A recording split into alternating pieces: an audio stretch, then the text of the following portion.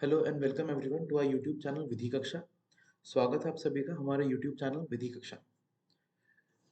इस संडे को Gujarat judicial services का प्री एग्जाम कंडक्ट हुआ था एंड उस प्री एग्जाम का पेपर सोल्यूशन हम इस वीडियो में लेके आए हैं। एंड हमारे पास जो सेट अवेलेबल था वो सेट ए था।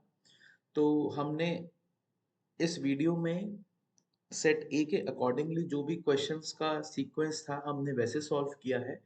एंड आप सबके पास जो भी सेट हो उसके अकॉर्डिंगली आप उसका सीक्वेंस चेक करके फिर आप इन क्वेश्चंस के आंसर्स को चेक कर सकते हैं। चलिए स्टार्ट करते हैं क्वेश्चन नंबर वन से। क्वेश्चन नंबर वन था कि as per section 216 of CrPC any court में। अब यहाँ पे इन्होंने डायरेक्ट क्वेश्चन नंबर फर्स्ट में सेक्शन 216 से सीआरपीसी के डायरेक्ट क्वेश्चन पूछ लिया गया कि सीआरपीसी में कोई भी जो कोर्ट है वो क्या कर सकता है, ऑल्टर या ऐड कर सकता है कोई भी चार्ज को before the judgment is pronounced. मतलब जजमेंट प्रोनाउंस होने से पहले ही कुछ भी ऑल्टर कर सकता है या ऐड कर सकता है चार्ज में। तो अगर आप सेक्शन 216 देखेंगे तो उसमें आपको ये चीज़ डायरेक्टली लिखी मिल जाएगी। तो इसमें जो करेक्ट ऑप्शन होगा वो ऑप्शन नंबर ए जाएगा, ऑल्टर और add to any charge at any time before the judgment is pronounced. ठीक है, क्वेश्चन नंबर टू की तरफ चलते हैं।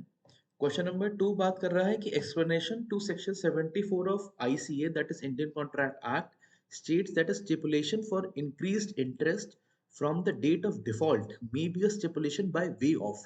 अब एक्सप्लेनेशन जो है सेक्शन 74 का, उसमें ये चीज स्पेसिफिकली मेंशन्ड है कि जो भी इंक्रीज इंटरेस्ट आप पे इम्पोज होगा वो by way of penalty impose होगा आपके ऊपर। ठीक है, अब क्वेश्चन नंबर थ्री में पूछ रहा है कि as per Indian Penal Code how many persons are required to form an unlawful assembly. अब सेक्शन 141 जब आप देखेंगे इंडियन पीनल कोड का तो उसमें स्पेसिफिकली मेंशन है कि 5 और मोर पर्सन्स होने चाहिए।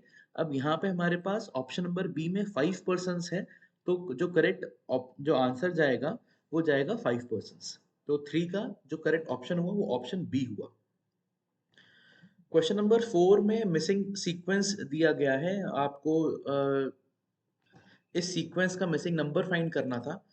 तो अब इस नंबर में देखिए कि 15 के बाद जो नंबर है वो मिसिंग है एंड देन 45 है। अब कुछ इसका जो सोल्यूशन होगा वो ऐसे होगा कि वन में जब आप 5 ऐड करेंगे तब आपको यहाँ पे 6 मिल रहा है। ठीक है, एंड देन जब आप 6 में 9 ऐड करेंगे that is consecutive odd number जब आप ऐड कर रहे हैं जो भी यहाँ पे सीक्वेंस गिवन है तो आपको उसका आगे आंसर मिलता जा रहा है। एंड अब जब हम 15 में यहाँ पे 13 ऐड कर रहे हैं क्योंकि नाइन्थ के बाद एक तो 11th होता है ऑड नंबर एंड 11th को जब आप 11th के जब आप आगे बढ़ेंगे 11 के देन 13 आएगा। तो 13 प्लस जब आप 15 करेंगे तब यहाँ पे जो आंसर आएगा वो आंसर आएगा 28। तो इसका जो करेक्ट आंसर है वो आंसर नंबर डी है, ऑप्शन नंबर डी है 28। यहाँ पे जो इसका मिसिंग नंबर है वो 28 आएगा। ठीक है, इस तरह से यहाँ पे ये हमने कैलकुलेट कर रखा है। तो आप इस तरह से आप इसको कैलकुलेट कर सकते हैं और आप इसका आंसर देख सकते हैं। देन क्वेश्चन नंबर फाइव बात कर रहा है कि as per section 68 of Indian Penal Code the imprisonment which is imposed in default of payment of fine shall terminate whenever. अब जो भी आपके ऊपर इम्प्रिजनमेंट इम्पोज होता है जब आप फाइन पे नहीं करते हैं या जब आप डिफॉल्ट कर देते हैं फाइन देने में, वो टर्मिनेट कब हो जाएगा, डायरेक्ट सिर्फ इतना सा ही क्वेश्चन है। तो इसका जब हम ऑप्शन देखेंगे सी, अब उसमें क्या लिखा है, फाइन इज ईदर पेड और levied by the process of law. जब आप फाइन पे कर देंगे या वसूल कर लेंगे तब जो है आपका imprisonment in default of payment of fine जो होगा वो टर्मिनेट हो जाएगा। क्वेश्चन नंबर सिक्स में पूछा गया है कि section 32 of Indian Partnership Act relates to. अब यहाँ पे रिटायरमेंट ऑफ अ पार्टनर की बात हो रही है सेक्शन नंबर 32 में, ये डायरेक्ट क्वेश्चन है पार्टनरशिप एक्ट से। तो इसका ऑप्शन नंबर बी जो है रिटायरमेंट ऑफ अ पार्टनर, ये करेक्ट ऑप्शन होगा। देन क्वेश्चन नंबर सेवन है the doctrine of part performance of a contract is provided in section dash of transfer of property act. ये भी direct question है आपका, इसमें कोई प्रॉब्लम नहीं आनी चाहिए। इसका करेक्ट आंसर जाएगा option number C 53 A section में दिया गया है part performance of a contract. अब यहाँ पे ये थोड़ा-सा जीके का आपसे क्वेश्चन पूछ लिया गया था कि Mahatma Gandhi national marine park is located in. तो जो मरीन पार्क है Mahatma Gandhi national marine park वो वंडूर एक जगह है, वहाँ पे सिचुएटेड है, लोकेटेड है। तो इसका option number C correct option जाएगा। देन क्वेश्चन नंबर 9 में पूछा गया था wagering contract is void under section of Indian Contract Act. तो ये इजी क्वेश्चन रहा होगा मेरे हिसाब से, तो इसका ऑप्शन सी करेक्ट जाएगा। सेक्शन 30 में है कि वेजरिंग कॉन्ट्रैक्ट जो है वो आपका वॉइड होगा। देन क्वेश्चन नंबर 10 में पूछा गया विक्टिम की डेफिनेशन किस में है सीआरपीसी में। तो victim is defined in CrPC under which section. तो इसका ऑप्शन नंबर जो बी है सेक्शन 2WA में है। इसका कभी कभी याद रखिएगा कि इसका अमेंडमेंट भी पूछ लेते हैं कि कौन से ईयर में सीआरपीसी में अमेंडमेंट हुआ था जिसमें कि विक्टिम की डेफिनेशन इंसर्ट करी गई थी। तो ये भी एक इंपॉर्टेंट क्वेश्चन बन जाता है, इसको भी मार्क करके रखिएगा। देन क्वेश्चन नंबर 11 था कि choose the word most opposite in the meaning to the word. And जो वर्ड दिया गया था वो था प्रोडिगल। एंड प्रोडिगल का जो ऑपोजिट होता है वो होता है प्रोविडेंट। तो इसका ऑप्शन नंबर जो सी है वो करेक्ट ऑप्शन जाएगा, दैट इज प्रोविडेंट। यहाँ पे प्रोडिगल का जो मतलब है दैट इज, हम बोलते हैं ना कि फिजूल खर्ची कर रहे हैं, फिजूल खर्ची है। तो प्रोडिगल का मतलब है फिजूल खर्ची। एंड प्रोविडेंट का जो मतलब होता है ना दैट इज, हम कहते हैं ना कि सब किफायती, बहुत किफायत से खर्च करते हैं। तो प्रोविडेंट इज किफायती एंड प्रोडिगल इज फिजूल खर्ची। तो प्रोडिगल का जो ऑपोजिट जाएगा वो जाएगा प्रोविडेंट। ठीक है। नाउ क्वेश्चन नंबर 12 सीपीसी से पूछा गया था। क्वेश्चन है कि order 16 of the CPC provides that the list of witnesses after the settlement of issues must be filed within। अब ये डायरेक्ट आपका जो ये डेज और जो ईयर्स वाला क्वेश्चन जो फॉर्मेट होता है उससे क्वेश्चन पूछ लिया गया है। तो यहाँ पे इसका जो करेक्ट आंसर है वो आंसर 15 जाएगा, ऑप्शन नंबर ए में है 15 डेज। तो इसका जो करेक्ट आंसर है वो 15 डेज है। देन क्वेश्चन नंबर 13 में पूछा गया है कि विच section of the CPC provides for awarding a compensatory cost in respect of false or vexatious claims or defense। तो ये भी एक डायरेक्ट क्वेश्चन है एंड इसका जो करेक्ट ऑप्शन है वो ऑप्शन नंबर ए है, 35A सेक्शन में दिया गया है। नाउ क्वेश्चन नंबर 14 है कि as per the Indian evidence Act court includes. अब यहाँ पे कोर्ट इंक्लूड्स में क्या क्या है। अब कोर्ट्स में जैसा कि हमें पता है कि आर्बिट्रेटर्स तो नहीं होते हैं। तो अब इसका जो ऑप्शन नंबर डी है all judges and magistrates and all persons legally authorized to take evidence उनको कोर्ट माना जाता है। तो इसका ऑप्शन नंबर डी जाएगा, both A and B. Then question number 15 है if word EARTH be written as QPMZ in coded form, how can HEART be written following the same coding। अब यहाँ पे ये तो इजी है कि इनकी जो ये वाले जो लेटर्स हैं जो इसको जो रिप्रेजेंट कर रहे हैं उनको आप इसमें आप अरेंज कर दीजिए। तो इसका जो करेक्ट ऑप्शन जाएगा वो ऑप्शन नंबर ए जाएगा, SQPMZ। बिकॉज यहाँ पे जो ये वर्ड है, जो ये लेटर है एच, इसको रिप्रेजेंट कर रहा है एस।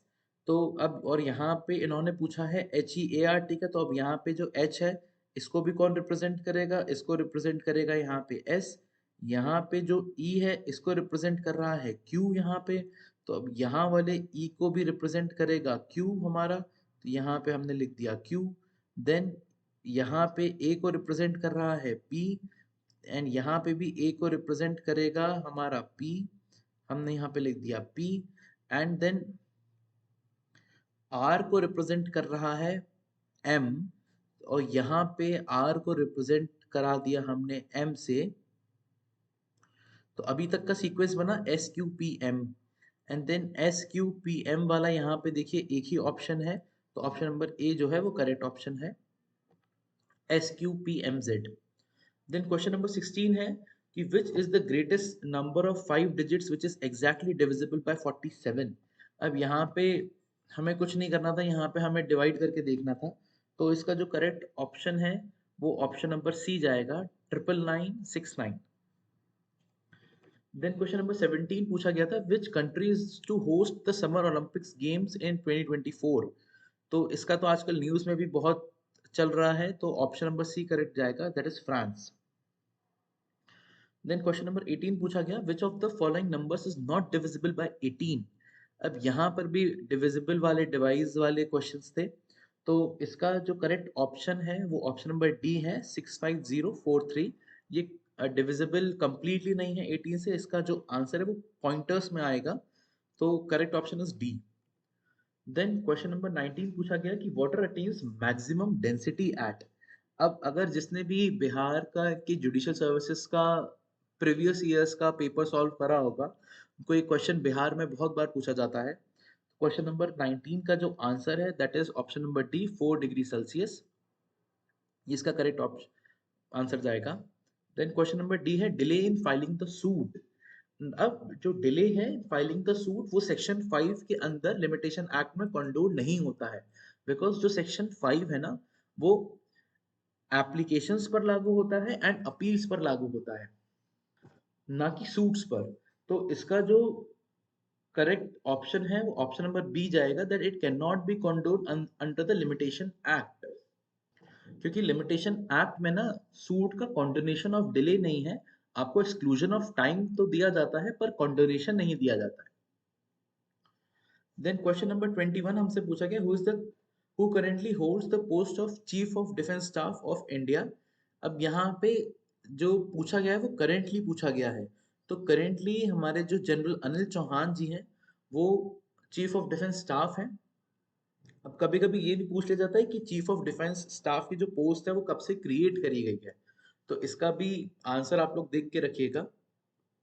मेरे हिसाब से शायद 2018 से पोस्ट को क्रिएट करा गया है, पर ये भी क्वेश्चन है जो आ सकता है, तो प्लीज आप इसको देख के रखिएगा। देन क्वेश्चन नंबर 22 है if the largest 3 digit number is subtracted from the smallest 5 digit number then the reminder is. अब इसका जो आंसर है वो हम ऐसे निकालेंगे कि जो लोएस्ट जो स्मॉलेस्ट जो 5 डिजिट नंबर है वो हमारे पास ये आता है 1 2 3 4 एंड 5, दिस इज 10,000। ये स्मॉलेस्ट 5 डिजिट नंबर होता है, इससे छोटा कोई 5 डिजिट नंबर नहीं हो सकता। एंड अब यहाँ पे क्या पूछ रहा है ये, then if the largest 3 digit number, अब लार्जेस्ट जो 3 डिजिट नंबर है वो है 999। ये है largest three digit number. 999 is largest 3 digit number and smallest 5 digit number is 10,000। अब पूछा क्या गया है if the largest 3 digit number is subtracted from the smallest 5 digit number then the reminder is. So अब अगर आप 10,000 में से 999 को सब्सट्रैक्ट करेंगे तो जो आंसर आएगा आपके पास वो आएगा 9001। सो ऑप्शन नंबर इसका जो सी है वो करेक्ट होगा, 9001 इज द करेक्ट आंसर।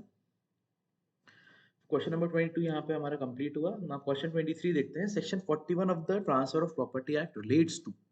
अब जो ट्रांसफर ऑफ प्रॉपर्टी एक्ट का सेक्शन नंबर 41 है वो ऑस्टेंसिबल ओनर से रिलेट करता है, तो इसका जो ऑप्शन बी है ट्रांसफर बाय ऑस्टेंसिबल ओनर, ये इसका करेक्ट ऑप्शन जाएगा। देन क्वेश्चन नंबर 24 पूछा रहा है कि the study of lakes is called. अब जो स्टडी ऑफ लेक्स है उसको हम लिमिनोलॉजी बोलते हैं, तो अब लिमिनोलॉजी इसमें ऑप्शन नंबर सी में दिया है, तो लिमिनोलॉजी इसका करेक्ट आंसर होगा।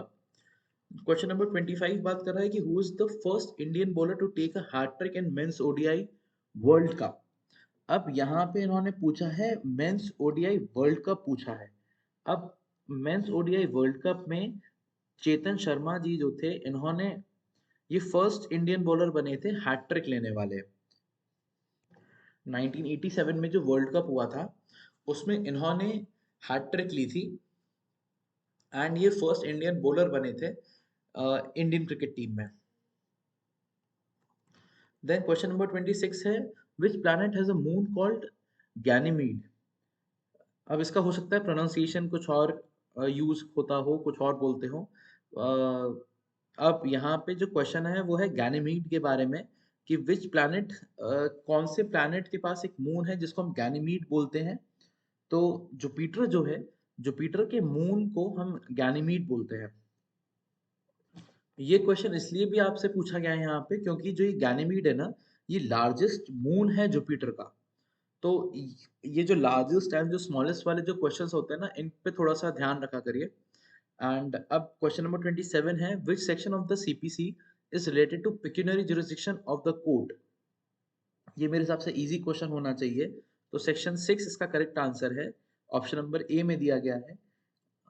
तो सेक्शन 6 जो है वो डील करता है पेक्यूनियरी जुरिसडिक्शन से कोर्ट्स के।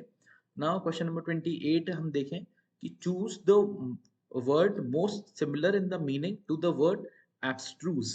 तो इसके पहले तो हमें एब्स्ट्रूज का मतलब मालूम होना चाहिए। तो एब्स्ट्रूज का जो मीनिंग है वो होता है something which is difficult to understand. ठीक है, जो कि समझने में मुश्किल हो, समझ में ना आती हो। एंड इसका अब उन्होंने ऑपोजिट वर्ड नहीं पूछा, इसका उन्होंने पूछा है most similar in the meaning. अब एब्स्ट्रूज का जो मोस्ट सिमिलर होता है मीनिंग में वो होता है profound. So option number C इसका करेक्ट ऑप्शन जाएगा, दैट इज प्रोफाउंड। और प्रोफाउंड का मतलब होता है डीप, इंटेंस या थॉरो। ठीक है, तो इसका जो करेक्ट ऑप्शन है वो ऑप्शन नंबर सी जाना चाहिए मेरे हिसाब से, that is profound. Now question number 29 की तरफ चलते हैं। The planning commission of India was constituted in the year, so 1950 में प्लानिंग कमीशन कॉन्स्टिट्यूट हुआ था। एंड आपको ये भी बता दूं कि प्लानिंग कमीशन को 2015 में नीति आयोग से रिप्लेस कर दिया गया। ठीक है, ना क्वेश्चन नंबर 30 देखते हैं। The maximum number of students among whom 1001 pens and 910 pencils can be distributed in such a way that each student gets the same number of pens and same number of pencils is। अब अब यहाँ पे आपको इसका HCF निकालना था। सो इसका HCF निकाल के जो आंसर आएगा दैट इज 91। सो इसका ऑप्शन नंबर ए करेक्ट है, 91। नाउ क्वेश्चन नंबर 31 है, the smallest unit in a digital computer system is. So smallest जो यूनिट होता है वो बिट होता है। तो ऑप्शन नंबर ए इसका करेक्ट है, बिट। क्वेश्चन नंबर 32 देखते हैं। As per section 41 of the SRA specific relief act an injunction can not be granted. अब ये डायरेक्ट पूछ लिया गया है, सो इंजंक्शन किसके अगेंस्ट ग्रांट नहीं कर सकते। तो किसी पर्सन को लेजिस्लेटिव बॉडी के लिए अप्लाई करने से नहीं रोक सकते आप। ठीक है, ब्रीच ऑफ कॉन्ट्रैक्ट को प्रिवेंट करने से भी आप नहीं रोक सकते, जिसको कि आप स्पेसिफिकली एनफोर्स नहीं करवा सकते। एंड ऑप्शन नंबर जो इसका सी है कि when the plaintiff has no personal interest in the matter, तब भी आप जो है इंजंक्शन ग्रांट नहीं करवा सकते। तो इसका ऑप्शन नंबर डी करेक्ट है, ऑल ऑफ द अबव। ना क्वेश्चन 33 देखते हैं। इसमें पूछा गया है कि B finds a valuable ring not knowing to whom it belongs. B sells it immediately without attempting to discover the owner. Now B is guilty of dash under the Indian Penal Code. अब यहाँ पे जो question number 33 है उसमें जो offence हुआ है ना, वो ऑफेंस हुआ है सेक्शन 403 के अंदर, that is dishonest misappropriation of property. क्योंकि अब यहाँ पे इन्होंने ये लिख दिया ना कि it immediately sells without attempting to discover the owner. अब उसने बिना ओनर की जानकारी लिए, बिना ओनर को डिस्कवर किए, बिना ये जाने कि साहब इसका ओनर कौन है, उसने उसको तुरंत बेच दिया। ठीक है, तो यहाँ पे जो ऑफेंस कमिट हुआ ना वो डिसऑनेस्ट मिसअप्रोप्रिएशन ऑफ प्रॉपर्टी का ऑफेंस कमिट हुआ। सो ऑप्शन नंबर बी इसका करेक्ट है, an offence of dishonest misappropriation of property is committed. Question number 34 है, the headquarter of international labour organisation is located in. So international labour organisation का जो headquarter है वो Geneva में है। जिसने भी इस साल का यूपी जुडिशियल सर्विसेज का एग्जाम दिया होगा वहां भी शायद सेम क्वेश्चन आया था। तो इसका करेक्ट ऑप्शन जो है ऑप्शन नंबर सी जाएगा, जिनेवा। Now question number 35 है, choose the word most opposite in the meaning of the word follow. So follow का जो most opposite है that is operational, because follow का जो मतलब होता है that is inactive या uncultivated form में, and operational is something which is functional. So follow का जो opposite है वो operational होगा। Then question number 36 में आपसे legal maxim पूछी गई, actus curiae neminem gravabit, which means, जिसका मतलब होता है कि the act of a court shall prejudice no man. और यहाँ पे जो ऑप्शन नंबर सी है वो करेक्ट जाएगा, that is an act of the court shall prejudice no man. So option number इसका सी करेक्ट है। बट यहाँ पे डी पे भी हाईलाइट हो गया है, वेट अ मिनट। हाँ जी, सो इसका ऑप्शन नंबर सी करेक्ट है। नाउ क्वेश्चन नंबर 37 देखते हैं, a proposal when accepted becomes dash in the Indian Contract act. अब यहाँ पे ये मेरे हिसाब से इजी क्वेश्चन रहा होगा आप लोगों के लिए। So when proposal is accepted it becomes a promise. अब यहाँ पे प्रॉमिस की जो सेक्शन है, जिस सेक्शन में है उसमें भी प्रॉब्लम नहीं आनी चाहिए थी क्योंकि एक ही में दिया है। So option number A correct है, promise under section 2B। Now question number 38 है, order 20 of the CPC provides for drawing decree within a maximum period of dash days from the date on which the judgment is pronounced. So इसका जो answer है वो answer number जाएगा D, that is 15 days में। ठीक है, ये भी आपका डायरेक्ट क्वेश्चन था ऑर्डर 20 से। नाउ क्वेश्चन नंबर 39 देखते हैं, section 5 of the Indian evidence act provides that evidence may be given of. अब डिस्प्यूटेड फैक्ट्स का भी आप दे सकते हैं, या facts in issue and relevant facts का दे सकते हैं, या डिस्प्यूटेड फैक्ट्स ओनली का दे सकते हैं। सो अब यहाँ पे जो इसका हमें जो मोस्ट अप्रोप्रिएट इसका जो हमें आंसर ढूंढना है ना सेक्शन 5 के अकॉर्डिंगली, सो वो है facts in issue and relevant facts. इसमें बहुत बच्चों ने डिस्प्यूटेड फैक्ट्स भी ऑप्शन में आंसर टिक करा था, लेकिन डिस्प्यूटेड फैक्ट्स क्योंकि सेक्शन 5 के अकॉर्डिंग हमको देखना है। सो सेक्शन 5 में स्पेसिफिकली मेंशन्ड है कि facts and issue and relevant facts का ही आप जो है एविडेंस दे सकते हैं। तो इसका ऑप्शन नंबर बी करेक्ट जाएगा, तो which is fact and issue and relevant facts. Then question number 40 देखते हैं कि limitation for filing an application for an order to set aside an abatement is. So इसमें 60 डेज इसका answer है, so option number सी जाएगा 60 days. Now, question number 41. As per the Transfer of Property Act, immovable property includes. अब यहाँ पे immovable property includes पूछा है, inclusion पूछा है immovable property का। ठीक है, तो अब immovable property का जो inclusion है उसमें इन्होंने ऑप्शन में क्या क्या दे रखा है देखिए। ए है ग्रास, बी है स्टैंडिंग टिम्बर, सी है ग्रोइंग क्रॉप्स एंड डी है none of the above. So immovable property इनमें से तो कुछ भी नहीं होती है, तो इसका ऑप्शन नंबर जो डी है नन ऑफ द अबव वो करेक्ट ऑप्शन है।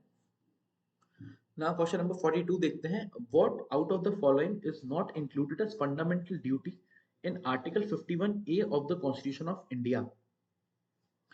फंडामेंटल ड्यूटी में अब इन्होंने इसमें पूछा है नॉट नॉट इंक्लूडेड। यहाँ पे जिसने क्वेश्चन नहीं पढ़ा होगा ध्यान से वो नॉट को भूल गए होंगे। सो इसमें ऑप्शन नंबर डी जो है, to obey the executive instructions and ordinances issued by the government during exigencies, ये कहीं भी आपके फंडामेंटल ड्यूटी में मेंशन नहीं है। सो इसका ऑप्शन नंबर डी करेक्ट है। ठीक है, नाउ क्वेश्चन नंबर 43 देखते हैं, who among the following Peshwas was popularly known as Nana Saheb. सो बालाजी बाजीराव जो थे उनको पॉपुलरली जो लोग हैं उनको प्यार से उनको नाना साहेब भी बुलाते थे। सो इसका ऑप्शन नंबर जो सी है वो करेक्ट जाएगा, Balaji Bajirao. Now question number 44. When a sum of money was distributed to 12 persons instead of 16 persons, each person got rupees 400 more. What was the sum? So इसका जो करेक्ट आंसर जाएगा वो जाएगा 19,200 रुपीज। सो इसका ऑप्शन नंबर बी करेक्ट है। ये एक simple maths है, आप लोगों ने कर ली होगी मेरे हिसाब से। Now question number 45 is what is the full form of SMPS. So full form जो है एसएमपीएस का वो है स्विच्ड मोड पावर सप्लाई, और ये हमें दिया है ऑप्शन नंबर सी में, that is switched mode power supply. ना क्वेश्चन नंबर 46 देखते हैं हम, where the local limits of jurisdiction of courts are uncertain the place of institution of suit shall be decided according to the provision of. इसका directly section 18 answer जाएगा, ये direct question है। तो section 18 of CPC में ये दिया गया है, तो इसका ऑप्शन नंबर ए करेक्ट है। नाउ क्वेश्चन नंबर 47 देखते हैं, as per Indian contract ग्रेचुटस bailment जो है इज टर्मिनेटेड बाय। अब जो ग्रेचुटस बेलमेंट है वो कब टर्मिनेट होता है, वो on the death either of the baler और द बेली जो है वो टर्मिनेट हो जाता है। तो इसका ऑप्शन नंबर जो सी है वो करेक्ट है। Now, as per section 143A of the Negotiable Instruments Act, the interim compensation shall not exceed dash of the amount of the check। तो जो इंटरिम कंपनसेशन है ना वो मैक्सिमम 20% आप अवॉर्ड कर सकते हैं। सो इसका जो करेक्ट आंसर है वो ऑप्शन नंबर ए है, 20%। नाउ क्वेश्चन नंबर 49 था, what out of the following do not form a part of the preamble of the constitution of India. Now अब इसमें देखिए ऑप्शन पहला दिया है justice, social, economic and political, ये करेक्ट है। Liberty of thought expression, belief, faith and worship, ये भी सही है। हाँ, equality of status end of opportunity, ये भी करेक्ट है। और यहाँ पे ना अब आप एक चीज और ध्यान रखा करिए, जहाँ पे भी ये नॉट पूछा करे ना, इसको ऐसे अंडरलाइन कर लिया करिए, क्योंकि क्या है, ऑप्शन पढ़ते में हमें याद रहता है कि साहब पूछा क्या गया है क्वेश्चन में। अब ऑप्शन नंबर जो डी है, right to property in any part of India, ये हमारे प्रियम्बल में कहीं भी मेंशन नहीं है। तो इसका ऑप्शन नंबर जो डी है क्वेश्चन 49 का, वो करेक्ट आंसर होगा। That is option number D, right to property in any part of India. Question number 50 देखिए, section 66F of information and technology act relates to. तो सेक्शन 50 जो है वो डील, सॉरी, जो सेक्शन 66F है वो deal करता है पनिशमेंट फॉर साइबर टेररिज्म से। तो इसका ऑप्शन नंबर ए करेक्ट जाएगा, punishment for cyber terrorism. Now question 51 देखते हैं, the court may compel the attendance of any person to whom a summons has been issued under section 30 of CPC and for that purpose may। अब इसका जो correct answer है वो answer number D जाएगा। इसके पहले आप सारे इसके जरा आप ऑप्शंस देखिए। Issue a warrant of arrest, तो कोर्ट जो है वो वारंट ऑफ अरेस्ट भी इशू कर सकता है, करेक्ट है। उसकी प्रॉपर्टी अटैच एंड सेल भी कर सकता है, ये भी करेक्ट है।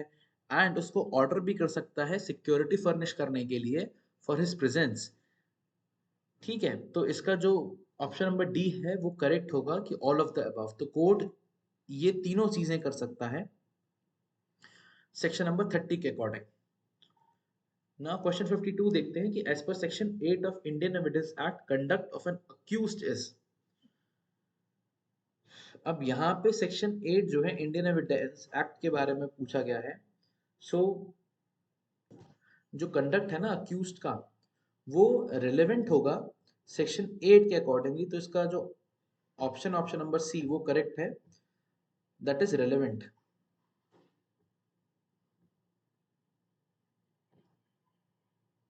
Wait a minute just, is relevant. ठीक है, अब इस वीडियो में हम यहाँ हम सेक्शन हम क्वेश्चन जो 52 है हम यहीं तक बस करेंगे। एंड क्वेश्चन नंबर 53 ऑनवर्ड्स हम अपने सेकेंड वीडियो में हम अपलोड करेंगे इसके सारे आंसर्स। सो तब तक के लिए thank you so much. And आप क्वेश्चन नंबर 52 तक आप अपने क्वेश्चंस को चेक करिए। एंड क्वेश्चन नंबर 53 ऑनवर्ड्स हम अपने सेकेंड वीडियो में अपलोड करेंगे उसके सारे सॉल्यूशंस को। सो तब तक के लिए thank you so much and keep watching Vidhi Kaksha. Thanks a lot.